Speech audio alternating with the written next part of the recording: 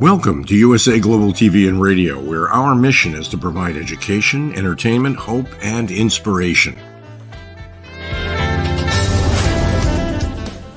USA Global TV and Radio connects you with experts and audiences all around the world every single day to help you succeed in business and to live a richer life. Visit us at usaglobaltv.com to learn about career and life-changing training and mentoring programs like the Listening Mentor. Subscribe to our newsletter to stay informed about our special programs and offers. Discover how you can become a guest on one of our shows or a host or producer of a USA Global TV and Radio show of your very own. That's USA Global TV and Radio, where the doctor is always in.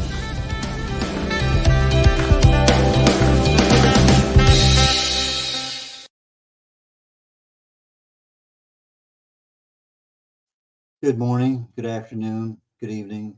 This is red.olaughlin, the Wise Ones on the USA Global TV and Radio Network. I'm truly honored today to have a repeat guest come back to join us on the show. Gail Stolzenburg is a personal friend. He and I have been networking in the Houston area for many years, and I find him just a wealth of knowledge on way too many topics that I can barely talk about some days. So, Gail, please join us. Thank you so much, Red. Good to see you again. And Gail and I have been going to class the last, almost a month, probably last 4 weeks, and learning about artificial intelligence and podcasting and several other things. And the whole crux is to get into a learning mode to be a better business owner, to be a better entrepreneur, a better networker, just a better person in being able to get your message out. So with that, I'm just going to say, let's just start out with business philosophy. I know that's an area that you know exceptionally well. Why don't you give some key thoughts to people who are in the business that may not be working as well, or to people thinking about opening their own business? Well, I would start off by saying that the one and only reason that you're in business is to help facilitate your lifelong goals. And what that means is that you want to think in terms of how you can help other people instead of looking just strictly at the money side of the business. And one of the best philosophies I know is called Giver's Gain. Bob Berg wrote a great book called The Go Giver. And people laugh sometimes when you tell them that the only way to be successful is to give instead of get. So that is my business philosophy and what I espouse to others, Red. Bob Berg, I've met. I know you've had him on stage. In fact, you probably, anybody who's anybody in the world of networking or entrepreneurialism, you've either been on stage with or introduced, or your experience in that area is tremendous. Who are some of the top people from a business owner perspective that you say, buy this guy's book, watch this guy on YouTube? Who are those people? Well, years ago, I had a organization called Texas High Achievers, and I brought in some of the top business people, business philosophers, coaches, speakers, authors. And some of those were Dr. Ivan Meisner, who was the founder of BNI. I spent 17 and a half years with BNI. I was an education director for them. And he built BNI to 317,000 members, which is the largest business referral organization in the world. Howard Partridge has been a friend of mine for many years, and when Zig Ziglar knew that he wasn't going to be around too much longer, he hired a consultant to find out what kind of focus his business should have, and they said it should be focused on small business. And he looked around and he found Howard Partridge as his partner. So Howard's now the exclusive international vice president of the Ziglar Corporation. Darren Hardy was another of the individuals that I consider a mentor. He was the founder of Success Magazine. And the list goes on, Red. I know that when you're introducing a lot of new people and you talk about, well, in the past we've had this person, you have 25 people in that slide behind you. It's pretty impressive, the experience that you've had, the chance of either meeting with them, working with them, mentoring with them. Those things are, just spellbinding. But when you start a business or you're in a business for a year or two and things are just starting to go awry for whatever reasons, how do you recognize, is it the fact that you're not getting contacts, you're not getting money, you're not getting paid? How do you know when business is not going the way it should go? Well, of course, the bottom line is a pretty good indicator there. But the things that I talk about, and I've used Howard Partridge as my business coach. Businesses focus on marketing, sales, leadership, administration, and operations. And most people start businesses because they are a expert in a specific area. It may be technical or operations or whatever.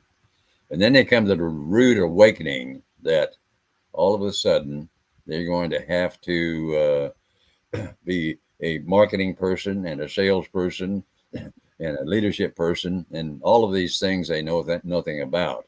So they need to have help. And the biggest key to success in a business is to stop doing it all yourself and surround yourself with people that have that knowledge and experience and so on to build. And that's what I find with most entrepreneurs is if they want to get the job done right, they have to do it themselves. And I think that's one of the bigger mistakes. Now, surrounding yourself with other mentors, other top-notch people in their field can be simply a matter of reading their books, watching them on YouTube. There's a lot of ways that you can get these experts, as opposed to going to their seminar. Obviously, going to their seminars is a great way of bonding with other people of similar interest and learning how success was achieved. But it's not one that you have to do from let's say you're a single person business owner and you know nothing about marketing. There are so many things out there: small business administration, education classes at a local library, at a local junior college. I mean, I find it to be amazing. 2-3 years before COVID, all of a sudden I'm going back to Houston Community College because this person is speaking at that event and I don't know anything about that, and I need to know, and I need to learn who else is in that same predicament that I'm in, who's wanting to learn. It's a matter of wanting to know more, I think, in order to begin that push over the edge. Our comfort zone doesn't allow us to just go there. We have to be pushed, and sometimes kicking and screaming. Is that a fair assessment? Unfortunately, it is. And Jim Rohn once said that if you have a formal education, you can make a living. But if you do self-education, you can make a fortune. And most people realize that they learn more after they get out of school than what they did in school. In fact, a lot of people now are reassessing whether or not they need that formal education. I know a doctor or a lawyer or a CPA need to have that formal education, but for others, spending that time in self-education and getting mentors to help you may be a better path. Networking, one option for getting new clients, helping others in similar fields. You spend a lot of time every week in the networking arena. Tell us a little bit about a typical week for you networking, and what kinds of things are you looking for when you go out networking? 95 or close to that, over 90 anyway, percent of a entrepreneur's new business comes from networking. Now, one of the problems with networking groups are many of them are just social networking. And B&I is a good example of one that focuses on strictly getting referrals. But what I do is I look for groups that are focused on building business and that are not just a social type of organization. So a typical week for me, I have a variety of networking organizations, or maybe just, I should say, organizations, because one of the groups that I attend on a regular basis is called the Senior Estate Concierge. And rather than a networking group, it's actually a resource group that provides services and education for seniors and their families. So you'd find people like an elder attorney, or you might find a assisted living facility, or you might find a Medicare insurance people, everybody that services seniors. And then some of the groups, for instance, the Katy Christian Chamber is an excellent networking group, and it is, of course, building a relationship for people believing in a higher power and that type of thing. And then there's groups that they have no dues, they have no speakers, they don't give away gifts and have drawings. They just focus on networking, like Katy Business Connections. And every week there's over 50 people that get together, and they focus just on setting up one-to-ones with each other and building their business. And then there's one other area. It's a group called the Toolbox Ministries. It has great speakers, and they have over 150. I saw over 200 people last week at their session, and they again are building relationships and doing an outstanding job.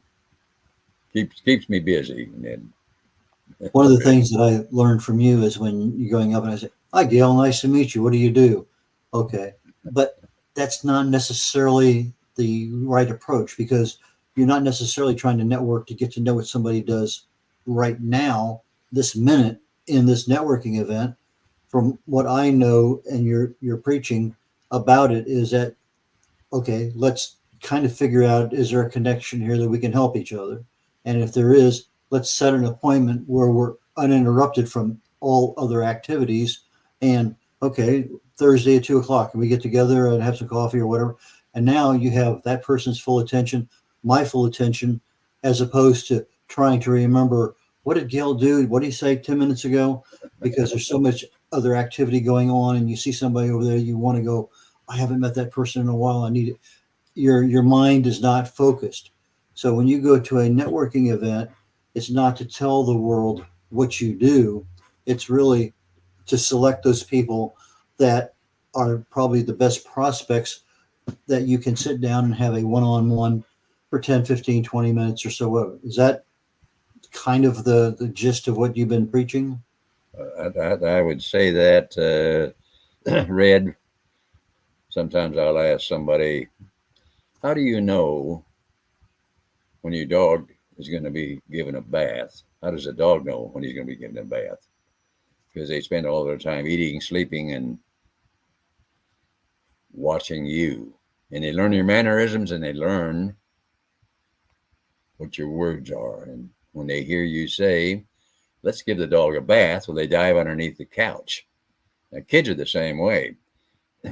They study their mother. And then when they find that she's in the right mood, they can go ask for a cookie. Now, you and I are the same way. We listen to the other person's words, and there's some words that raise a red flag. and say, you're trying to sell me something. So, would you like to know what those words are? They are Absolutely. I, me, mine, we, us, our. It's talking about yourself. Now, you may be talking to that person and they may be nodding their head and saying, but they're really not listening to you. You've already shut them off by talking about yourself, and they're looking over your shoulder for somebody else that they can see. So, what I suggest to people is write out your introduction and go through and cross out all the I, me, mine, we, us, ours, and replace them with you. You could say something like, do you know how? Well, that creates curiosity. It's just like saying, I just found out. Do you know how most people? Well, Red, are you part of most people? Yeah, I guess so. So now you are included in the conversation. You're part of it. So we have the first part, which gives us the curiosity. Then we have the inclusion. And then we present a problem. Do you know how most people have a difficulty introducing themselves? And they nod. And now we must give them the solution. Well, some people know the magic words to keep the conversation going. Now, what do you suppose they're going to ask you next after you saying some people know the magic words to keep the conversation going? They're going to ask you, what are those words? And now you're engaged in a conversation instead of trying to sell each other something. Now, the other thing that I suggest to them is never, ever try to sell people. Instead, all you want is the appointment. So the real part of networking takes place when you get into that one-to-one situation. And there you can do what we have to do, which is that build the relationships. All business and life is about building relationships. So the relationship is not necessarily that Gail has a problem that I can solve, but Gail knows people with problems that I can solve. Yes. And once we have a relationship and I have credibility with Gail, Gail has no problem at all recommending Red as a potential solution expert for that individual or that business. That's the One of the That's biggest things that businesses need to do, Red, is to have a referral program, because that's the best source of business when it's coming from someone that already knows you well. When I first started publishing, I really had no interest in doing it. I was doing it to help somebody. And then a week later, I get a referral from that person.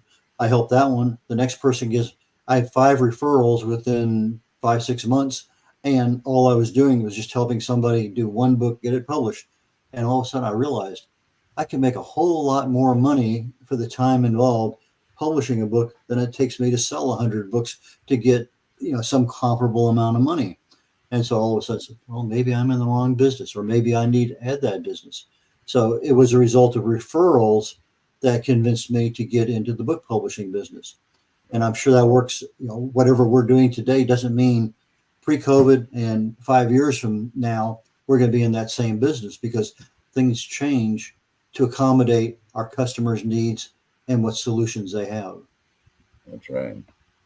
That's one of the reasons that we developed that business success challenge, Red, was to be able to help people. And we were talking about networking. That's definitely part of it, where you learn how to give an introduction, or how to do a one-to-one meeting, or how to build a culture or community or whatever. But we also include content marketing in there. So that's social media, where you're working with Facebook or Instagram, blogging, podcasting, YouTube, live streaming like you're doing now, and artificial intelligence. So we cover about AI and prompt engineering and chat box practices and business psychology. And there we go into the mission, the segment, the system, the organization of the business philosophy, goal setting, and so on. So that's what we're all about right now. We just finished a 4-week program, 3 nights, where you talked about networking and then podcasting and artificial intelligence and stuff. And you're repeating that right now, but you're getting ready to come up to a major program offering that we'll talk about at the end of the show. Surely. Those people who are interested in really and truly diving down into something much more valuable to themselves and their clients and their business. But you mentioned, I'd like to give a lot of credit to Chris Daly, who is my partner in there. He was one of the first podcasters in the world, so got a lot of knowledge. and Chris is on the show, I think 2 weeks ago or maybe 3 weeks ago. We had a good chat here. And we talked the other night about body language, NLP. And if I'm sitting there listening to you and I'm like this, you know that there's nothing going in here. It's just a facade. But when I'm, when people say things, we look at their body language, their facial expressions, and if they're constantly, looking somewhere else or looking at their phone or whatever it may happen to be, how do you work around distractions when you're networking? As you mentioned NLP, I just finished, just completed another course in NLP, and it's amazing what you can learn about conducting conversations. The most important part of the conversation, they always say that you should spend 70% of your time listening and 30% of your time talking. When you're talking, you should be asking questions. And I think it was Dale Carnegie that said the sweetest sound is the sound of the person's name. So, by the way, that's one of the things that we encourage people to learn and that we teach is how to remember names. So it's like the politicians do. They can meet you 2 years later and remember your name. But that's one of the keys to it. But back to asking the questions, rather than talking about what kind of business I have and so on, I always ask people if we were at a networking meeting, how did you hear about this? And how long have you been doing what you've been doing? What do you like best about it? And what do you like the least about it? Where else do you network? And so there's a series of questions that I go through with people. And the real key to the building of the relationships is the building of trust. If you're spending all your time trying to sell them something, tell them how great your company is and how great your products are and how great you are, then you're losing the battle. But if you find out things about them, the longer you talk to them, there may be some needs that either you can fulfill or that you can make a recommendation on to fill. And the other thing that I always do in talking with people is give them a gift, because it's what we call tit for tat. They feel obligated to give you something back, even if it's just listening to you. For instance, I will tell people that, or I will ask them rather, how would you like to have a list of the top networking events in the area? And I've never had someone say no. And what that means, of course, is that you immediately capture their contact information instead of out there begging them to give you that information. Well, they'll do it automatically for you. Part of giver's gain, huh? Yes, giver's gain. I noticed that when I ask the standard questions, people already know the answers. There's no thought process. They just vomit out something that they've said 200 times. But when you say, who told you about this event? when you start going that you had 4 or 5 or 6 questions that you went down. Those are questions that we don't typically have, and they stop the brain and make you think, well, who did tell me about this? What do I like least about it? Well, usually they ask you, what do you like the most about it? So you're asking a question that now the brains are intersecting with each other, because it's not a question that they've heard before, and they have to stop for a minute and think. One of the questions I ask is, hey, Gail, what do you do for fun? Almost nobody has ever heard that question in a networking event. And I get to stand, well, I work. No, I said, when you're not working, what do you do for fun? And it's interesting that some people, I love to fish, I love to do, but some people have difficulty figuring out what fun is in their life. Oh, yeah. And I find that to be very fascinating. One of the questions I ask them, Red, is, what's going to be your greatest accomplishment this year? And that is, like you call it, a showstopper. They really have to stop and think about, well, what is going to be my greatest accomplishment? So you get them on the right track, as opposed to having to listen to them sell you too. Well, I know over the years you've been on more than a few TV shows, had your own, you've been on many, many podcasts. Let's talk just a brief moment or two about podcasting and how that helps a business. What's your perspective on people taking the time to go find the right podcast to be on and establishing some credibility of themselves and their businesses with podcasters? Well, and you probably learned a lot of this from Chris Daly, but it's all about the content. And if you think in terms of people reading a newspaper, what's the first thing they read? Well, it's a headline. And then they drop down to the sub headline. And if they still like what they're seeing, they will read the article. Now, that same time of thing applies to introductions when you're networking or when you're producing podcasts. And if you're selling in the podcasts, that people won't listen to you. But if you're providing them information and interesting information, then at some point you have done this relationship building by them having trust in you. And when you make a recommendation, they're more apt to follow what you're introducing them to. So you start with the content, and then you can move on to the various ways that you have to communicate with them, whether it's social media or whatever. Another case of giver's gain. You're sharing your content. I notice that I meet a lot of people per week networking on various events, and I go to their website. I can't find a phone number. I have to fill in their calendar deal in order to have a conversation, or I can't find their email. I Google their name. I Google whatever, and I get their website. And on their website, there's no email. It's contact us. You fill in the form. I find that to be rather strange. Is that something that's been existing for a long time and I've just been ignorant of it? Or is this the new fad and everything of you make an appointment with me and we'll do a video together? But the ability to call somebody on the phone or send them an email because I can find their information easily just is, to me, being more and more difficult to find basic information. Well, part of the reason is that we all get about 500 emails every day.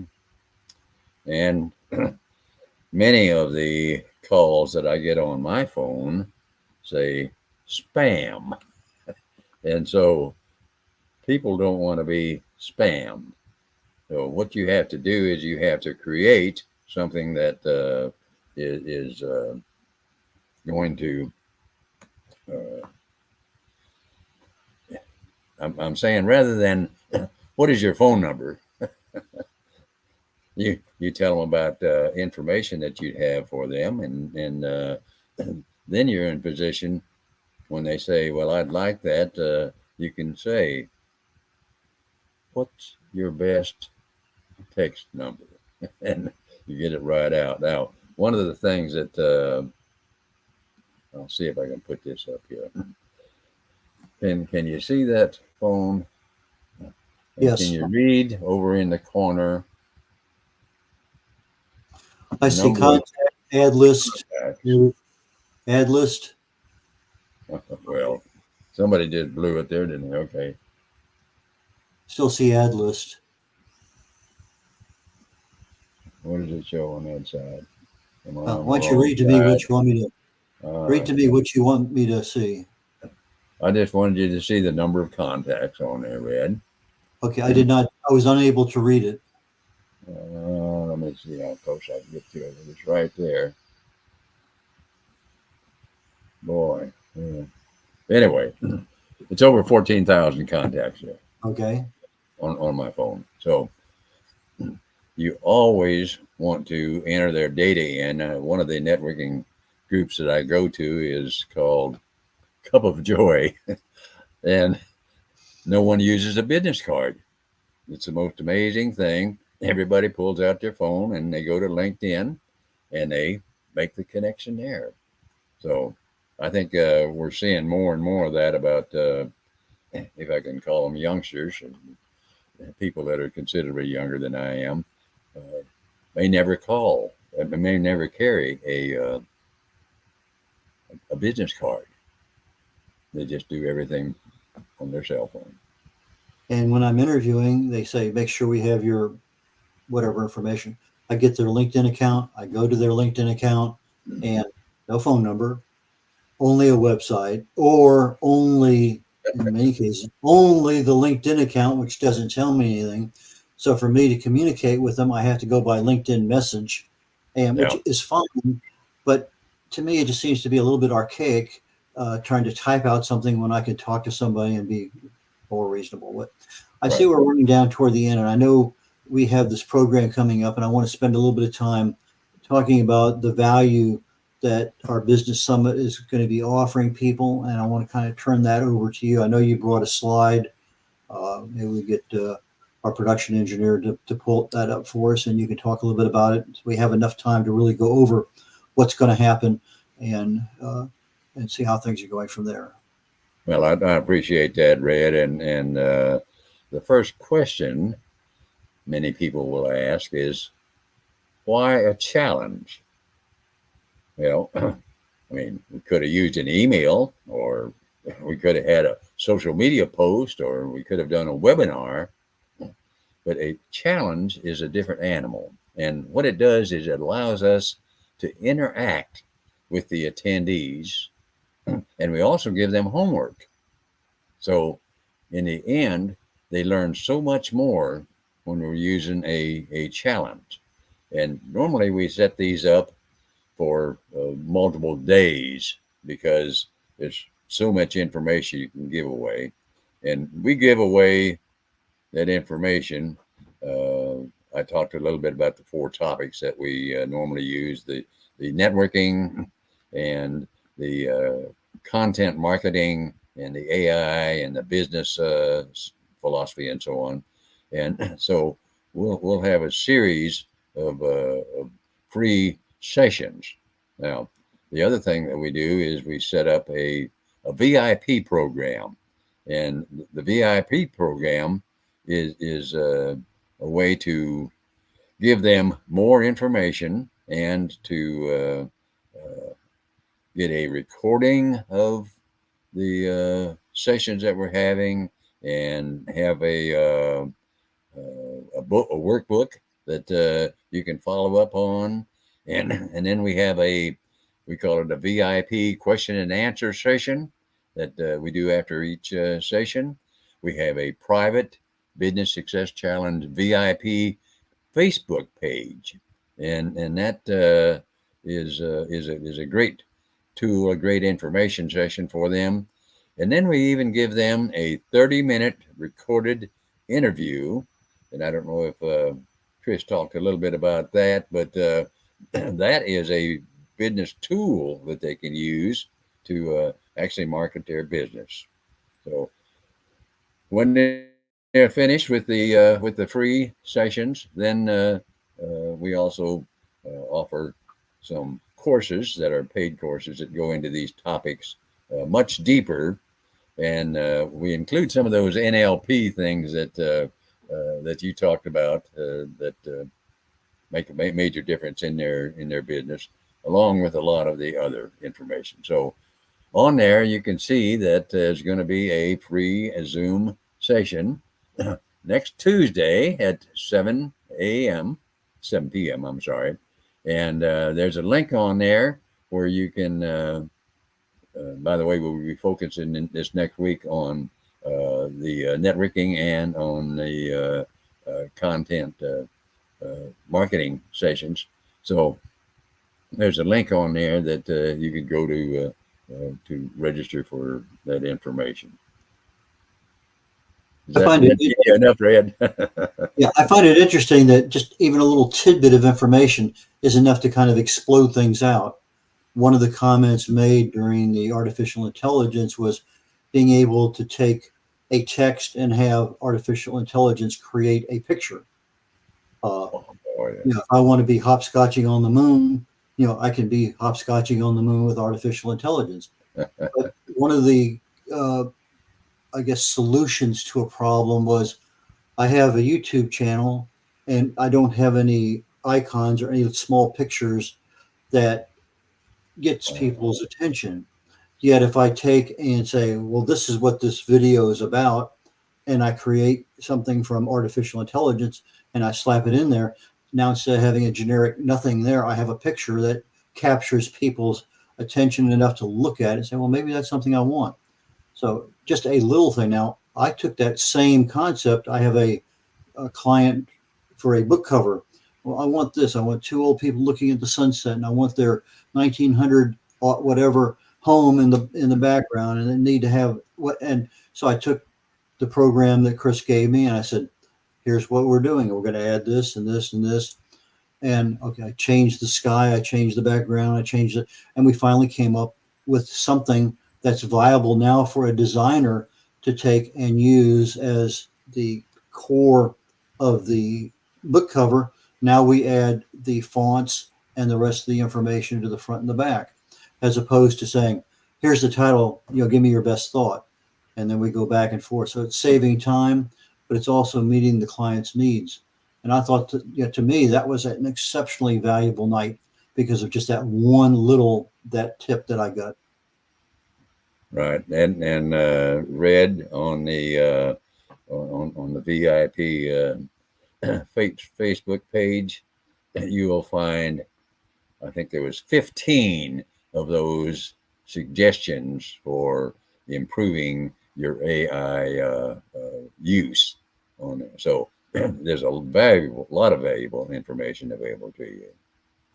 Yeah, because to me, 3, 4, 5 months ago was ChatGPT, ask a question, you get an answer. But there's so many other things now that artificial intelligence can provide. We just need to know, as Chris talked about, you need to become a master prompter of artificial intelligence so that it knows how to respond specifically to what you're asking. And again, ask the question 4, 5, 6, 7 ways to figure out what is the best way that artificial intelligence is going to understand what your need is. So now you went ahead and said your GailStolzenburg.com/success summit. Is that the way people register for this?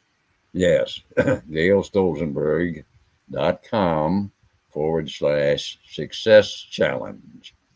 Okay, so Gail, typically Gail, Stolzenburg, a little more difficult, but Should be on the screen there too, Red. And we have an audio audience. That's why I like to repeat it, so the audio audience can hear it. So Stolzenburg is STOLZENBURG. So he has an O, an E, and a U in his last name, Stolzenburg. So GailStolzenburg.com/success summit. And the phone number's on there too. So. And that way, if you are interested, the courses we're doing now are free, but down the road, there's going to be a week, 5 day intensive training that will cost some money, but right now the courses are free. And to me, I've found just an immense amount of value for something that I know a lot about, but I don't know as much as the experts. And that's where we get a chance to sit down. Well, what about this, Gail? Can we do it that way?